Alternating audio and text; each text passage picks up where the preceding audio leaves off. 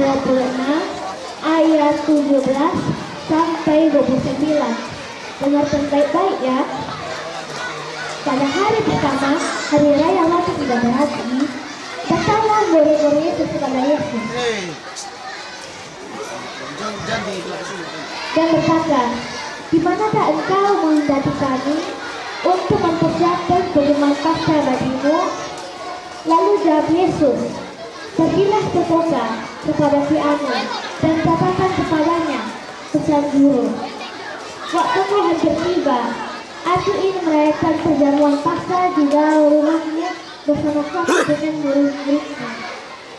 Lalu pergilah murid-murid Yesus dan melakukan apa yang diperintahkan Yesus kepada mereka dan mempersiapkan pengumuman Paskah.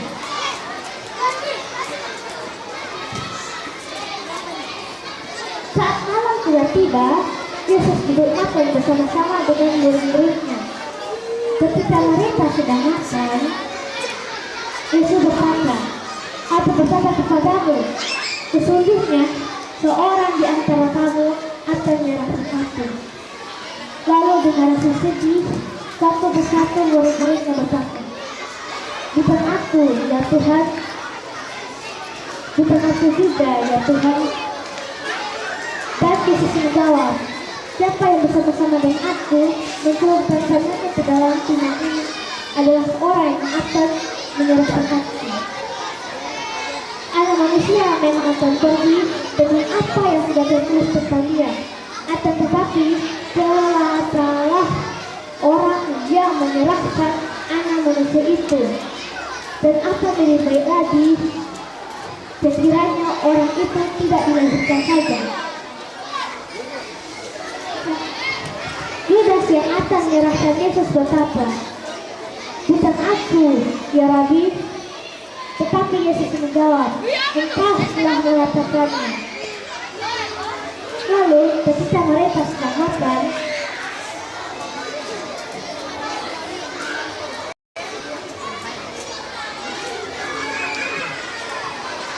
Yesus mengambil roti, mengucapkan berkat, dan memecah-mecahkan roti itu dan membagikannya kepada murid-muridnya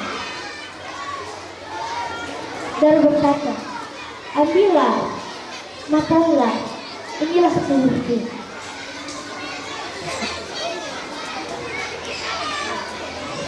Lalu Yesus mengambil cawan, mengucapkan syukur dan memberikannya kepada murid-muridnya dan berkata, "Minumlah kalian semua dari cawan ini, karena ini darahku, darah perjanjian yang ditumpahkan bagi banyak orang untuk penampunan dosa."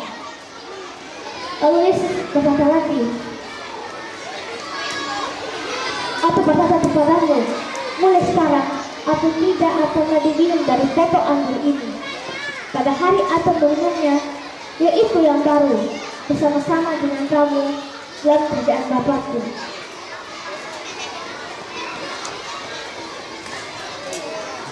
Nah, Bapak, Ibu, guru, dan teman-teman kami, pesan yang dapat kita ambil dari cerita ini adalah, sebagai orang percaya, kita wajib melakukan perjamuan kudus kepada Tuhan Yesus untuk mengingat perjamuan Tuhan Yesus di atas saya. Sekian cerita saya, terima kasih. Tuhan Yesus memberkati. Maka mau saya pergi dan saya akan menceritakan tentang Yesus di hadapan mahkamah agama. Saat tengah malam, Yesus ditangkap oleh para prajurit untuk diwawancarai. Petrus juga mengikuti Yesus, akan tetapi saat Yesus masuk ke dalam rumah, Petrus tidak mengikuti dia menunggu berdiri sampai menunggu hasil pertangkapan. Di dalam rumah, Yesus para imam besar mendatangkan para saksi-saksi yang berbohong tentang Yesus. Akan tetapi saksi-saksinya itu tidak sama satu sama lain.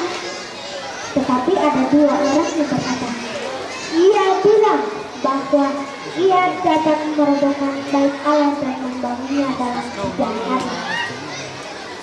Yesus tetap diam dan tidak berkata. Lalu imam besar bertanya kepadanya, "Hei, apakah engkau Mesias anak Allah itu?" Dan Yesus berkata, "Ya, engkau sendiri yang mengatakannya.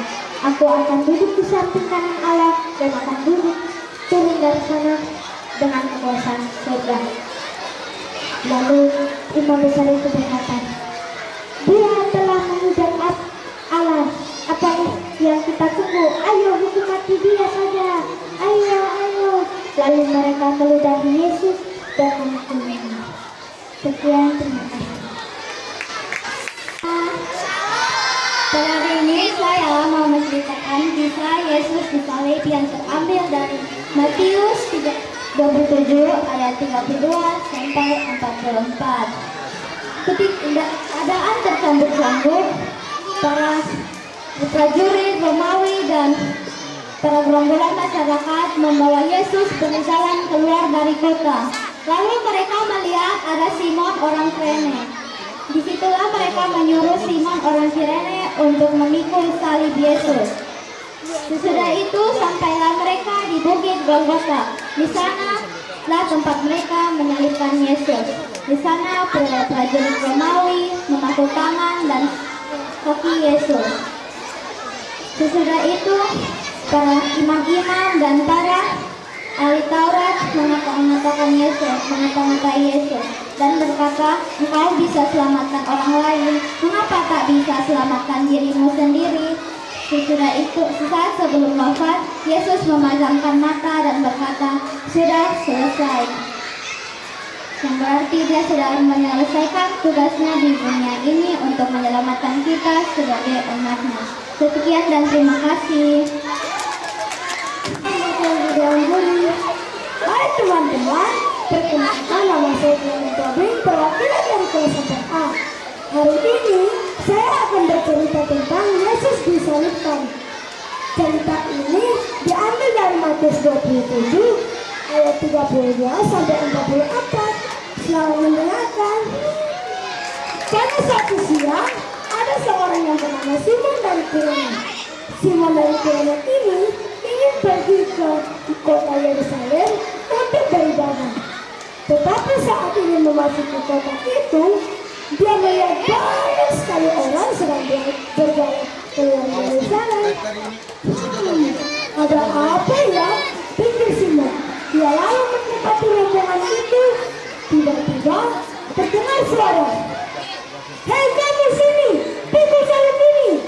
Ternyata Simon dipaksa oleh tentara Romawi untuk memikul salib salah seorang yang terlihat sangat menderita, penuh dengan darah, dan di kepalanya ada mahkota duri, teman-teman. Nah, lalu Simon memikul salib itu sampai di atas bukit Golgota. Salib yang sangat berat itu ternyata milik Yesus. Mengapa Yesus akan disalib? Apakah dia seorang penjahat? Kesalahan apa yang Yesus lakukan sehingga dia mendapatkan hukuman yang sangat berat ini? Tibanya di bukit Golgota, Yesus disalibkan. Yesus dipaku dan digantung pada salib itu. Dan di atas kepalanya ada tulisan alasan mengapa Yesus disalib. Inilah raja orang Yahudi. Nah, teman-teman tahu tidak kalau tentara Romawi itu kejam sekali.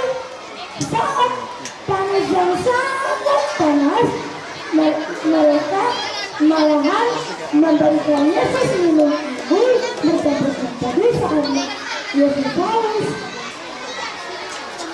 Setelah mencicipnya, sepertinya Yesus tidak mau meminumnya lagi karena empedu itu sangat pahit. Nah, sementara menjaga Yesus, mereka juga membagi-bagi pakaiannya dengan membuang undi. Dengan Yesus juga disalibkan 2 orang penjahat, yang sebelah di kanannya dan yang sebelahnya lagi di kirinya. Saat Yesus disalibkan, orang-orang yang lewat di sana menggantungkan kepala berkata, "Hai engkau yang ingin merubuhkan bait suci dan ingin membangunnya kembali dalam 3 hari, selamatkan dirimu." Ada juga yang berkata, "Hai kamu, jikalau turun dari itu,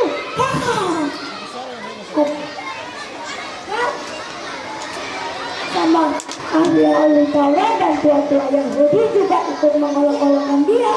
Mereka berkata, "Ya selamatkan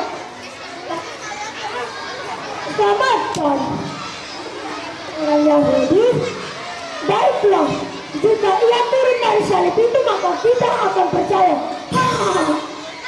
Benar, ia pernah berkata, "Aku adalah anak Allah." Mengapa Allah tidak menolong dia? Para penjahat yang disalibkan bersama Yesus juga ikut mengolok-olokkan dia. Mengapa Yesus diolok-olokkan? Dia sudah dipaku, sudah kepanasan, diberi minum anggur bercampur empedu, tangannya sudah dipaku, mahkota dulu, dia menderita, sekarang dia diolok-olokkan. Sejahatnya itu Yesus. Nah teman-teman, tetapi Yesus tidak marah karena melalui penderitaan yang dia alami, Yesus sedang menjalani misi khusus untuk menyelamatkan umat manusia dari dosa.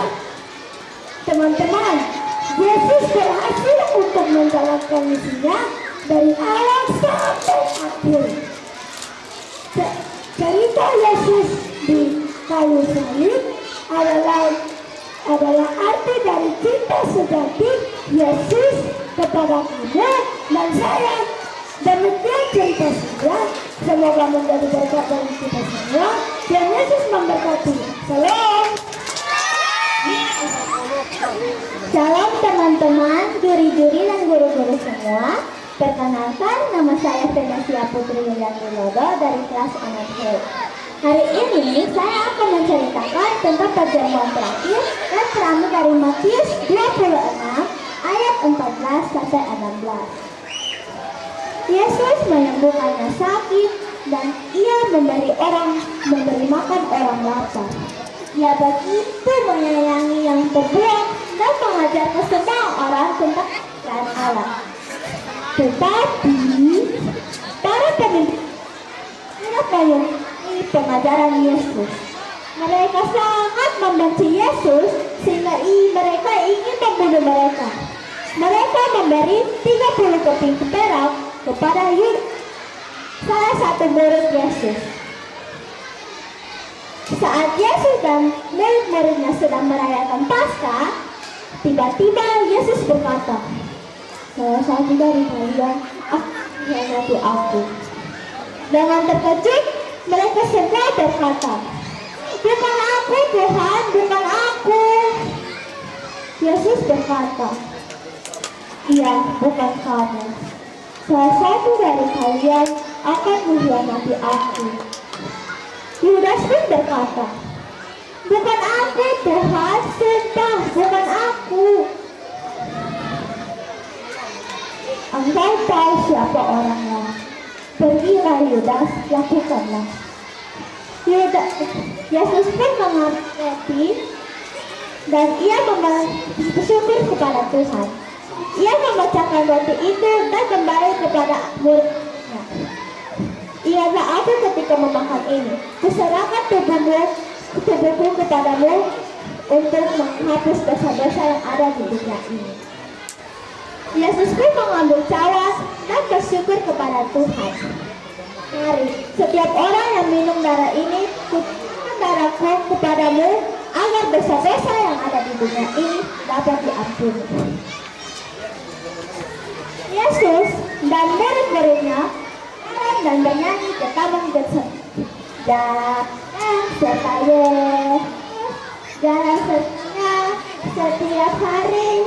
Jalan ke Yesus, serta Yesus selamanya. Mereka pergi ke Getsemani untuk berdoa. Cerita ini dapat diambil pesannya. Kita harus setia kepada satu orang, tidak seperti Yudas yang mengkhianati Yesus dan tidak setia kepada Yesus. Allah telah mengaruniakan anak yang tunggal ke bumi untuk menghakimi orang yang hidup dan mati. Sekian hasil cerita saya. Terima kasih. Saya Wati Lahira Bebe, dan hari ini saya akan berbicara tentang Paskah. Nah, apa artinya Paskah dan bagaimana asal mulanya?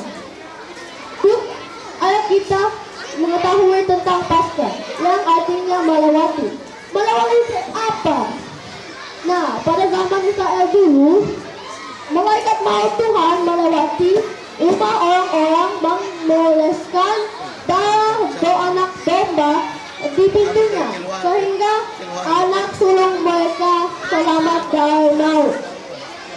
Tetapi di zaman Tuhan, Paskah artinya kebangkitan Yesus melewati maut. Nah, ngomong tentang Paskah juga artinya ngomong tentang konspirasi, yaitu persekongkolan dan profesi, nubuatan. Nah, jika kalian ingat,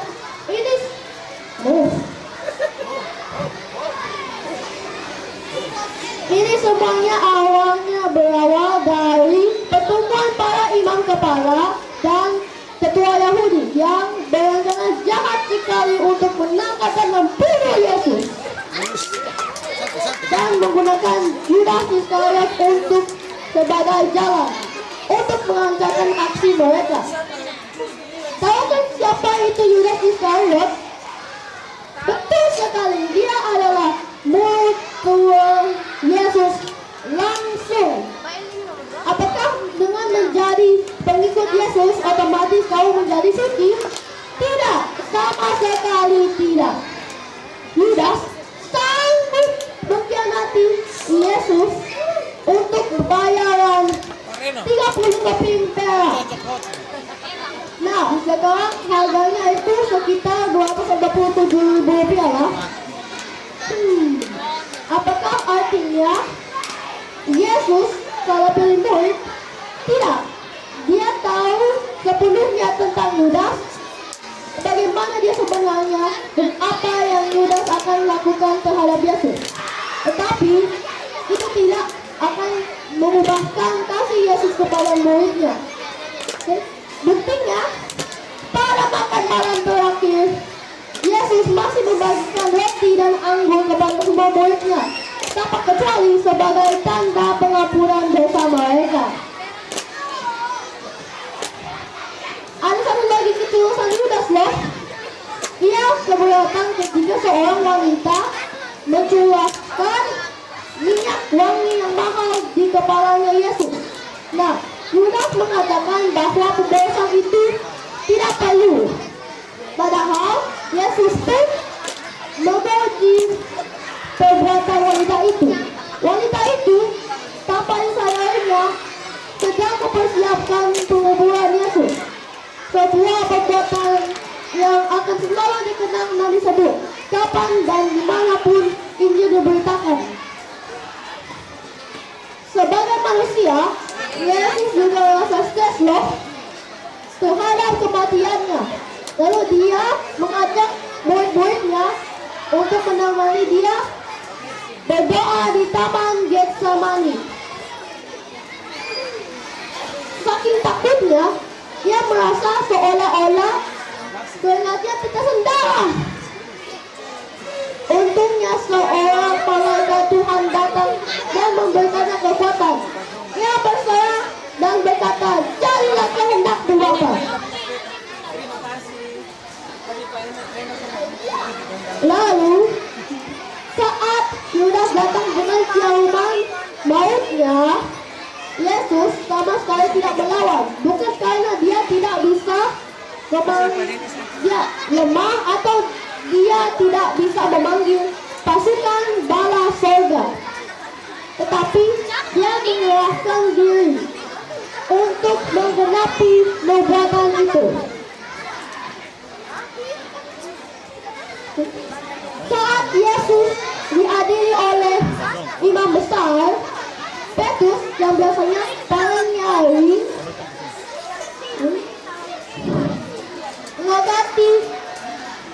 mengobati imannya.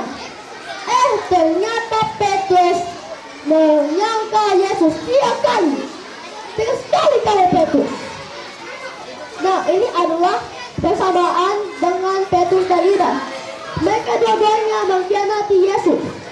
Perbedaannya, Petrus menyesal dan bertobat, tetapi Yudas mengakhiri dirinya sendiri. Tragis kan? Ternyata dramanya masih berlanjut. Pilatus, sang gubernur, melepas tangan terhadap Yesus dan membebaskan Barabas. Lalu Yesus diserahkan untuk disalibkan. Anyaman mahkota di kepala Yesus dengan hujatan, olok-olokan, pukulan, dan ludahan. Lalu Yesus disalibkan dengan 2 penjahat lainnya. Bahkan beratnya salib Yesus. Aku ingin berterima kasih kepada Simon dari Kirene yang membantu Tuhan Yesus memikul salibnya ke Golgota. Eli lama sabachthani. Allahku, Allahku, mengapa engkau meninggalkanku? Allah cerita penuh kesedihan dari Yesus. Apa ada bapaknya?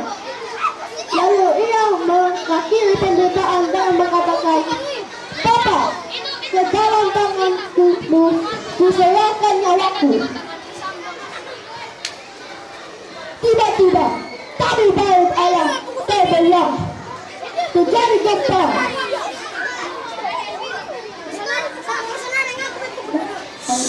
Tiba-tiba terbuka dan semuanya yang melaksanakannya sangat ketakutan dan berseru, pastilah dia adalah anaknya Allah.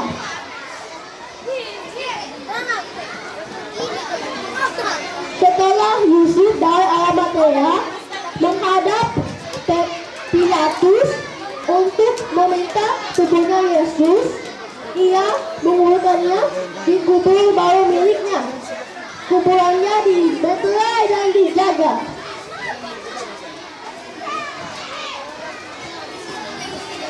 Pada hari ketiga, seorang malaikat datang dan mengguling batu dari kuburan Yesus dan membilang kepada para pasukan bahwa Yesus telah bangkit.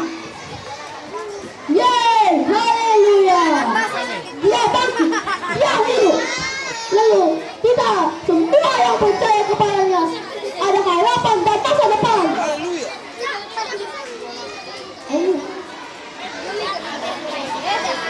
Sekitar 40 hari setelah kebangkitannya, Yesus membawa murid-muridnya di dekat Betania dan memberkati mereka.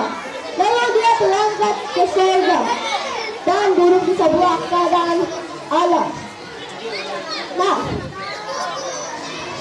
mereka murid-muridnya tetap memuliakan Allah,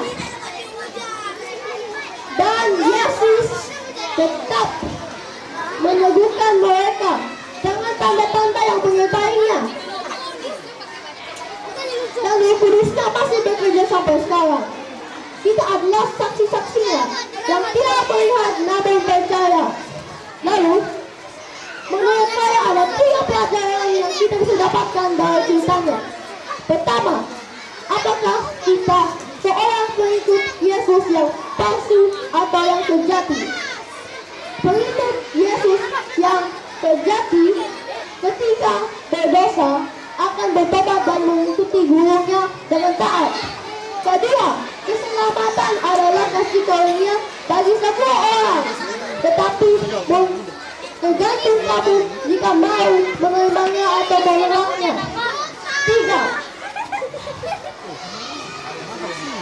Yesus adalah Allah yang berdaulat atas segala sesuatu. Kuasanya yang tidak terbatas dan kasihnya yang sempurna melampaui ekspektasi manusia. Kematian Yesus menyelamatkan kita dari maut. Dan kebangkitan Yesus menggenapi profesi nubuatan Allah, mengalahkan konspirasi persekongkolan manusia. Selamat Paskah. Tuhan Yesus memberkati kita semua. Terima kasih. Bapak Ibu Guru dan teman-teman semua, perkenalkan nama saya Daila Puji. Saya dari kelas 4E. Hari ini saya akan bercerita tentang penetapan perjamuan yang terambil dari kitab Matius pasal 26 ayatnya yang ke-26 hingga ayatnya yang ke-29. Selamat mendengarkan.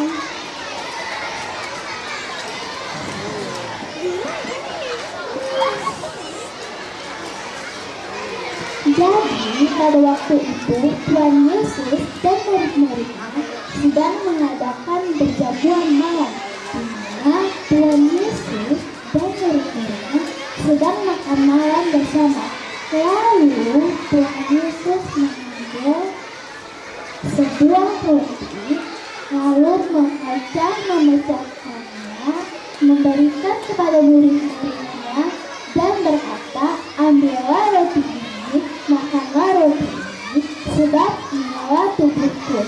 Lalu Tuhan Yesus juga mengambil anggur, lalu menuangkannya ke dalam, mengucap syukur, lalu memberikannya kepada murid-muridnya dan berkata, ambillah anggur ini, minumlah anggur ini, sebab inilah darahku, darah perjanjian, darah yang ditumpahkan bagi banyak orang untuk pengampunan dosa.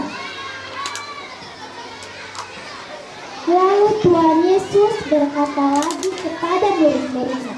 Tuhan Yesus berkata, mulai dari sekarang aku tidak akan lagi meminum hasil pokok anggur ini sampai pada hari aku meminumnya, yaitu yang baru bersama-sama dengan kamu di dalam kerajaan Bapakku. Demikian cerita dari saya. Terima kasih. Shalom.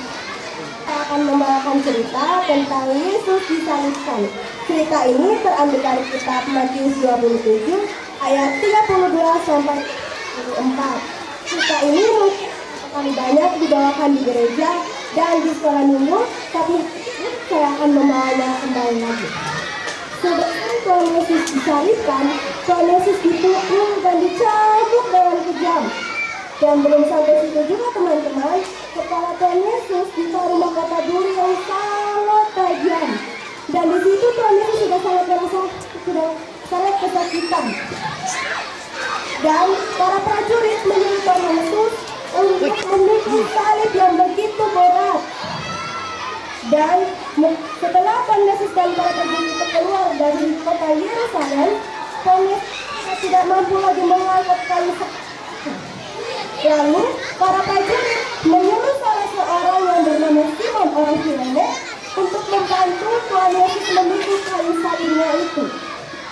Karena kebaikannya Simon mau membantu Tuhan Yesus. Sampailah mereka di mana tempat penyaliban Tuhan Yesus. Ada yang tahu tidak di mana sih tempat penyaliban Tuhan Yesus? Ya, betul sekali, di Bukit Golgota. Golgota atau tempat tengkorak menjadi tempat di mana Tuhan Yesus disalibkan. Mereka menyalibkan Tuhan Yesus dengan cara memakai tangannya sampai pakunya itu tembus ke kayu salibnya, teman-teman. Pasti sakit sekali ya. Bukan hanya sakit tangannya teman-teman, tapi kakinya juga dipaku teman-teman. Sangat kejam sekali ya. Dan di situ Tuhan Yesus sudah sangat merasakan sudah sangat haus.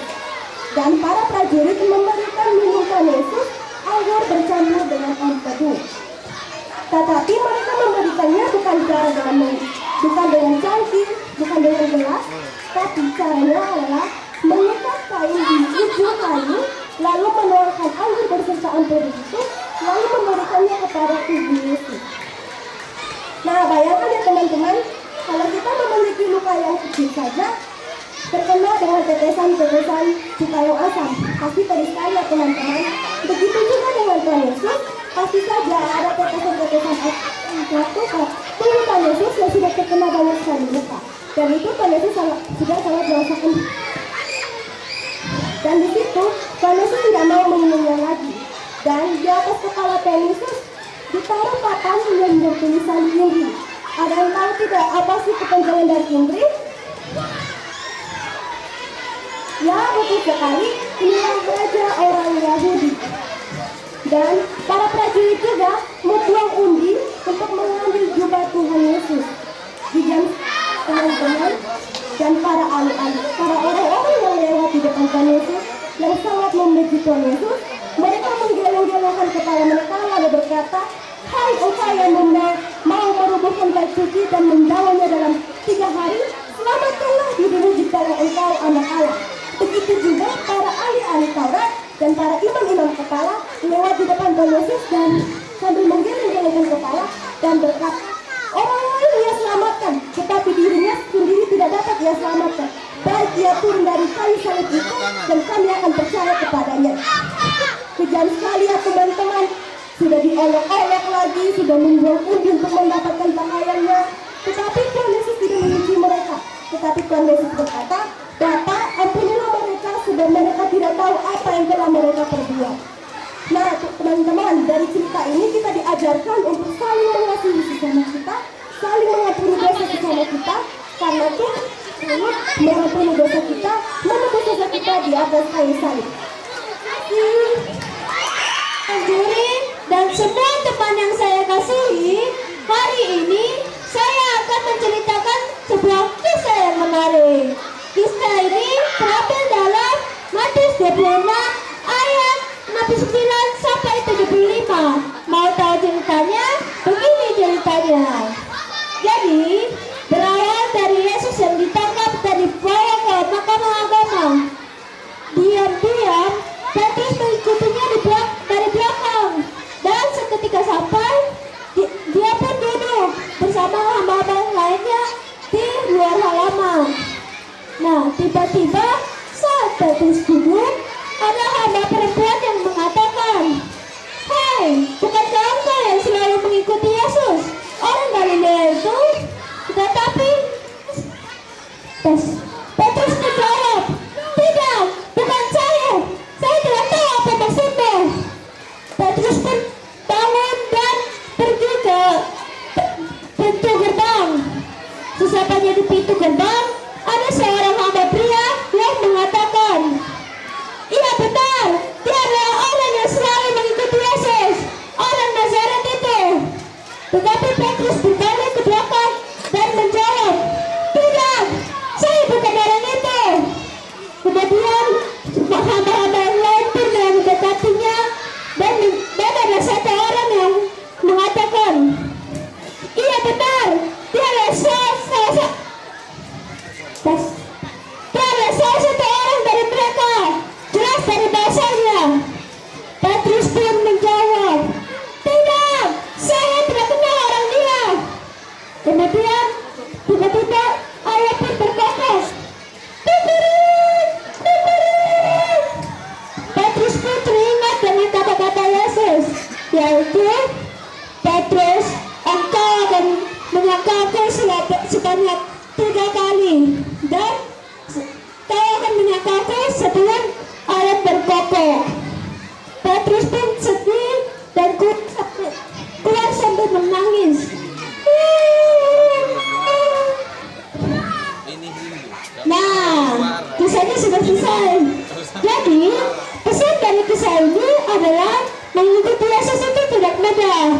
Jadilah anak Kristus yang tangguh. Terima kasih. Ada Kak Riani. Wah, baik dong kalau begitu.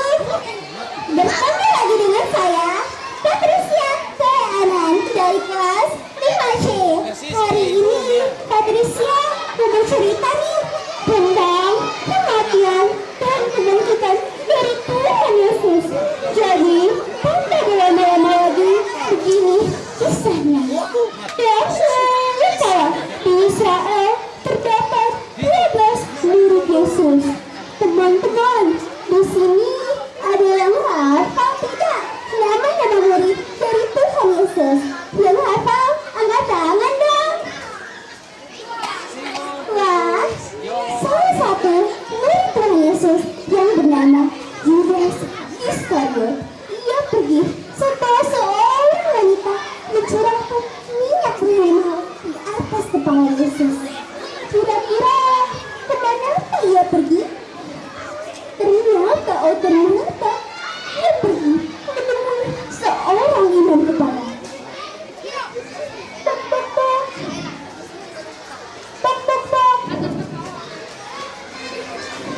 Apa yang hendak kamu berikan kepadaku supaya kuserahkan dia padamu? Bagaimana kalau 30 perak? Apa yang telah mereka bicarakan? Mungkinkah Judas ingin menjual seseorang? Astaga, Judas ingin menjual Yesus. Sungguh tega sekali. Hari Paskah pun tiba. Yesus telah makan bersama murid-muridnya. Setelah itu, ia naik ke Bukit Zaitun. Ia berkata kepada mereka semua, malam ini imam pun mengucapkan aku. Setelah ia berdoa di taman Getsemani, ia ditangkap, ia disiksa, bahkan diolok-olok oleh semua orang. Ia disalibkan dan ia dikuburkan. Tak seharusnya ia mendapat semua perlakuan seperti itu. Setelah hari Sabat, Maria Magdalena selaku ibu Yesus, ia pergi mengunjungi kubur Yesus. Namun sampai di sana ia kaget sekali-kalinya ketika mendapati kubur Yesus kosong. Kosong. Tiba-tiba saat bersamaan sebuah gempa yang hebat terjadi disebabkan oleh karena seorang malaikat Tuhan datang. Janganlah engkau takut. Sungguh tahu apa kalau Yesus menyelesaikan itu. Ia telah bangkit. Ia sudah bangkit. Segera Maria pergi. Ia ingin melihat murid-murid Yesus. Harus memberitahu mereka. Namun belum sempat bertemu dengan murid-murid Yesus. Ia bertemu dengan Yesus di pinggir jalan.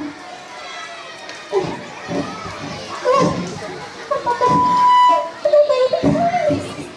Ia memeluk kaki Yesus dan dia menjadi jadinya. Demikianlah cerita tersebut. Kiranya kita bisa menjadi seperti Yesus juga. Walaupun banyak orang yang mengejarnya, tetapi ia tetap mereka untuk berkorban sendirinya.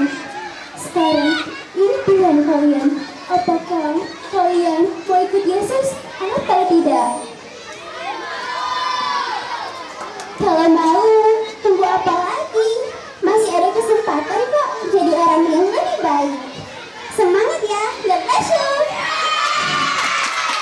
Perkenalkan, nama saya Alvares Radika Sakarias, perwakilan dari kelas 5B, akan membawakan suatu cerita yang terambil dari Matius 26 ayat 30 sampai 75 yang berjudul Petrus menyangkal Tuhan Yesus.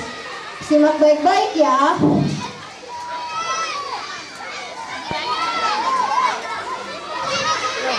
Malam itu Tuhan Yesus berkata kepada Petrus, sesungguhnya sebelum ayam berkokok, engkau akan menyangkalku 3 kali. Meskipun aku harus mati bersama engkau, aku tidak akan melakukannya, jawab Petrus. Kemudian Tuhan Yesus mengajak murid-murid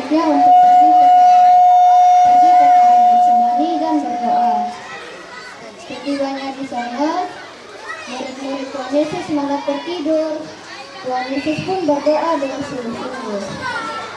Saat Tuhan Yesus tak lama berselang, datanglah Yudas dan segerombolan orang banyak untuk menangkap Tuhan Yesus dan membawanya ke ruang besar. Saat Tuhan Yesus ditangkap, secara diam-diam Petrus mengikutinya dari jauh. Lalu Petrus bertemu dengan seorang wanita, dan wanita itu pun berkata kepadanya, "Bukankah kamu orang yang bersama-sama dengan Yesus?" "Tidak, itu bukan aku," sangkal si Petrus. Kemudian datanglah wanita yang lain dan berkata, "Apakah kamu orang bersama-sama dengannya?" "Aku tidak mengenal orang itu," sangkal si Petrus lagi. Kemudian ia pergi meninggalkan wanita itu dan bertemu dengan orang lainnya. "Bukankah kamu orang yang bersama-sama dengan Yesus?" "Aku tidak mengenalnya," jawab si Petrus. Wah, suara apa itu teman-teman? Kita dengar sekali lagi ya.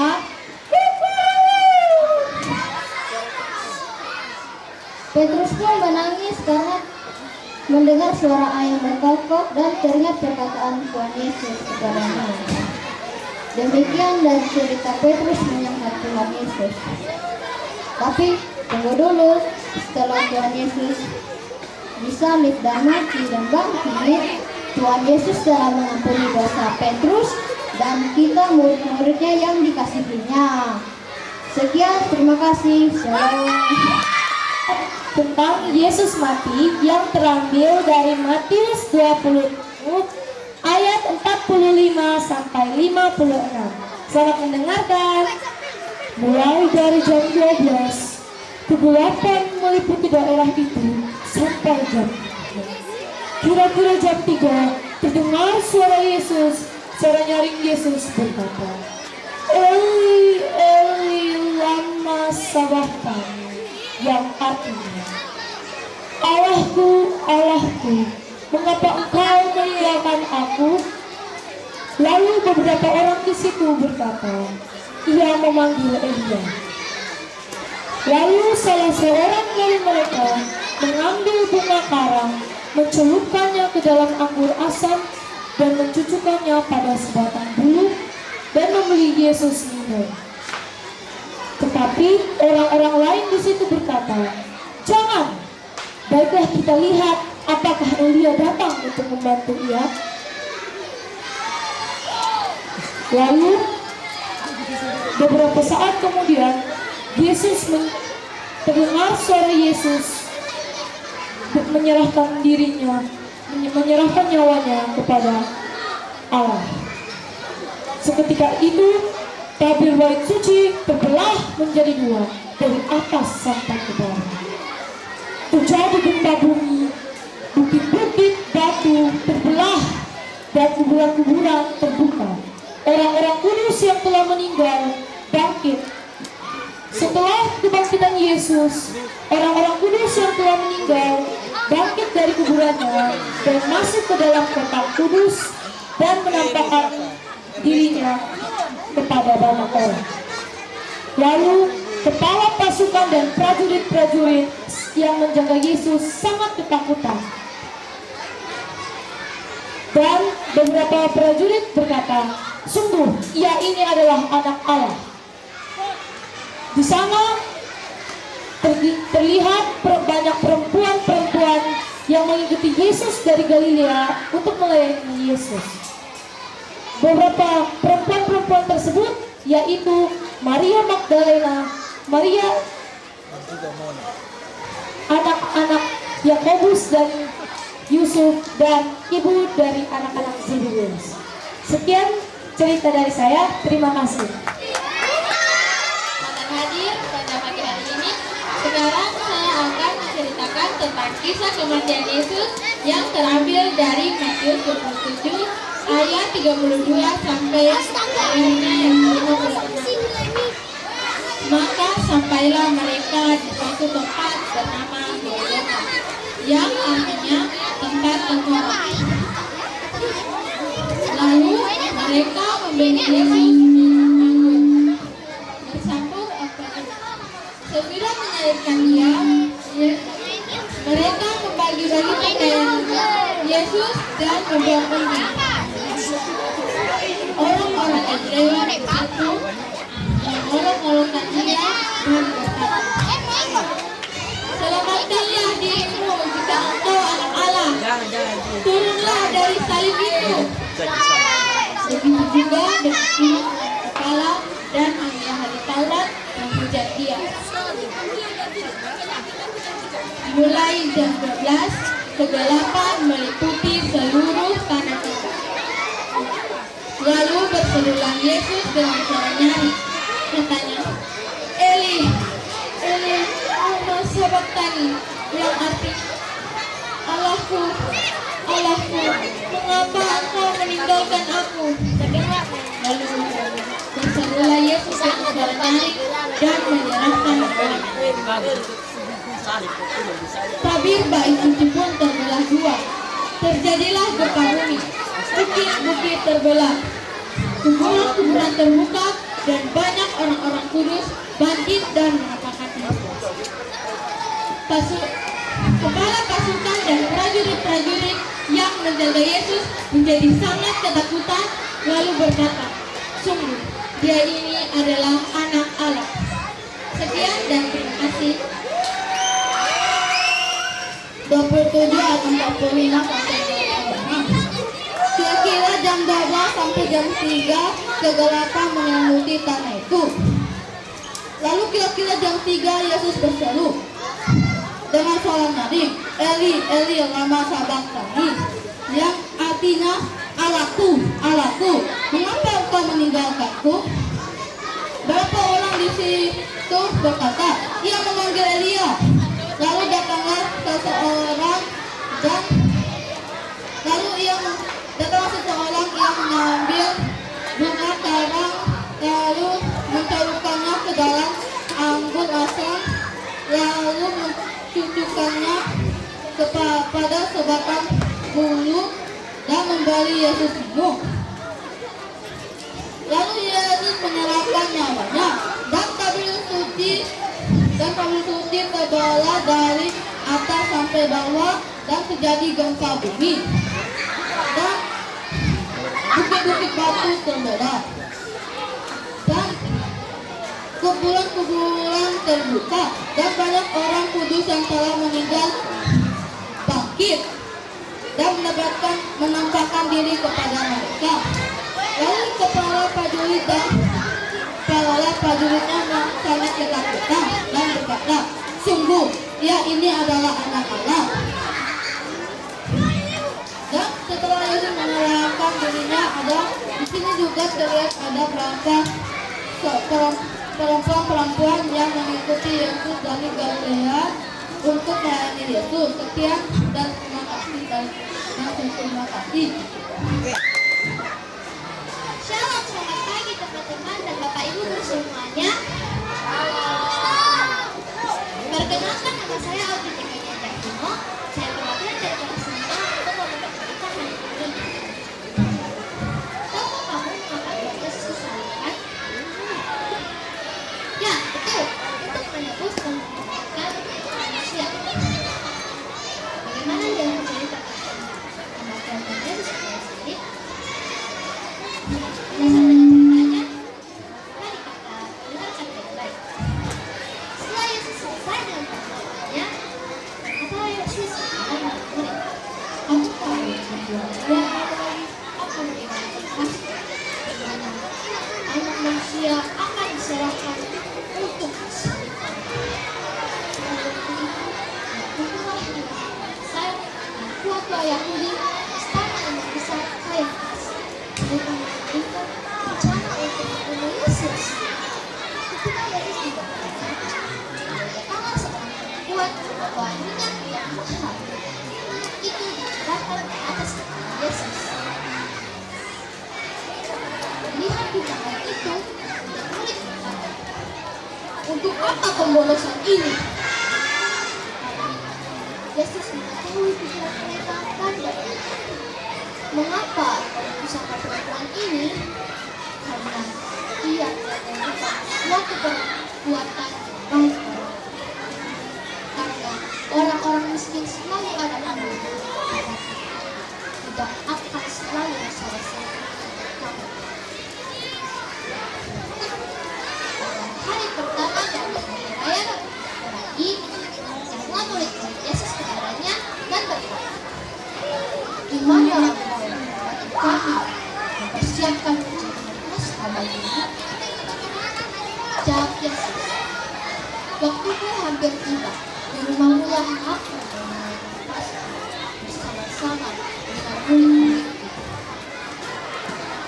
Lalu murid-muridnya melakukan seperti apa yang diperintahkan Yesus kepada mereka dan mempersiapkan Paskah. Setelah itu Yesus duduk makan bersama dengan mereka.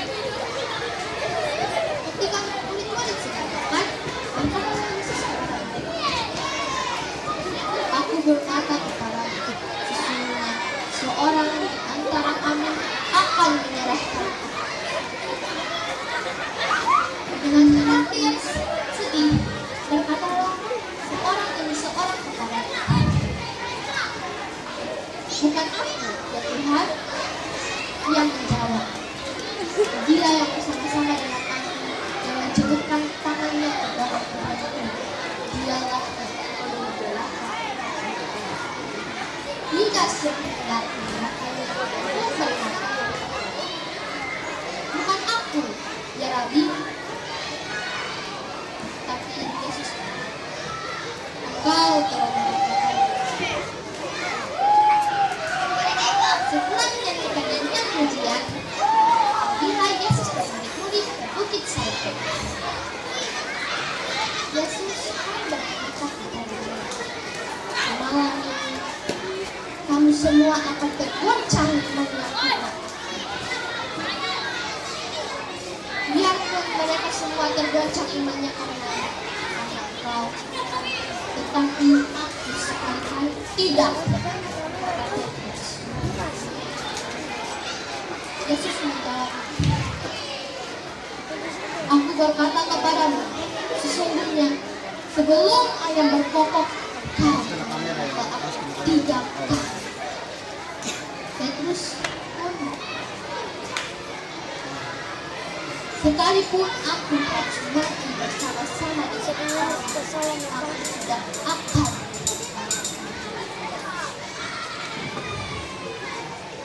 Sampailah murid-murid Yesus dia suatu tempat yang bernama Getsemani. Di sana Yesus berdoa. Ketika ia kembali, ia melihat murid-muridnya sedang tertidur. Yesus pun berkata, "Tidakkah engkau sanggup berjaga-jaga 1 jam dari aku? Berjaga-jagalah supaya kamu jangan jatuh ke dalam dosa." Yesus pun pergi berdoa lagi untuk kedua kali. Ketika ia kembali, ia mendapati murid-murid tertidur lagi. Ia pun membiarkannya pergi berdoa untuk ia mengucapkan doa yang sama. Ketika Yesus berbicara, maka Yudas, salah seorang 12 murid, sama serombongan besar orang yang mau pedang, Yudas memberi tanda dan menyerahkan Yesus. Yesus pun ditangkap dan dibawa ke hadapan ayah imam. Sekian cerita yang pagi hari ini. Kesimpulan dan pesan yang dapat kita pelajari dari adegan ini adalah jangan takut, percaya kepada Tuhan karena Dia melakukan karyanya atas dasar